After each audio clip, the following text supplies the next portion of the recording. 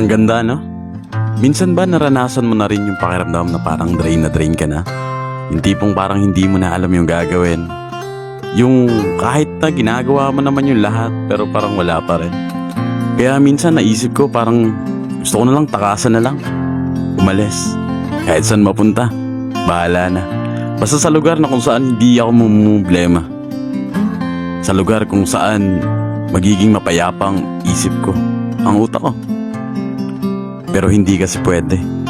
May mga taong umaasa sa akin, naghihintay. Umaasa rin sila na kahit papaano sa mga ginagawa ko may mangyayari. Kahit ako, sa totoo lang parang nawawalan na rin ako ng pag-asa.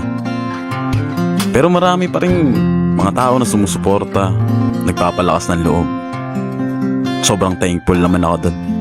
Kaya patuloy akong gumagawa ng mga bagay na ikakabago ng buhay ko, ng pamilya ko.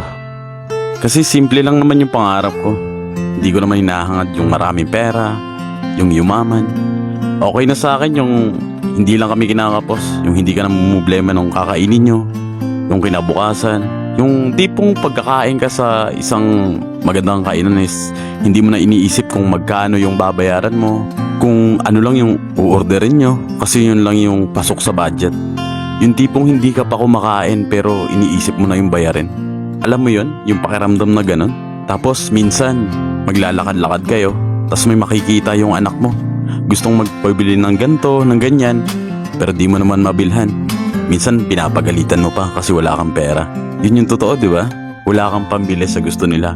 Pero deep inside na gusto mo naman bilihin yun para sa kanila. Pero ang totoo, wala ka lang talagang pera. Kaya sa mga katulad kong tatay dyan, alam ko na alam nyo kung ano yung pakiramdam ng mga sinasabi ko, di ba? Pero wala tayong magagawa kasi sa ngayon, wala pa muna. Pero alam ko naman na katulad ko, ginagawa mo rin yung best mo. Ginagawa mo rin lahat. Pero wag kang mapagod maniwala. Sabi nga every success begin with a single step.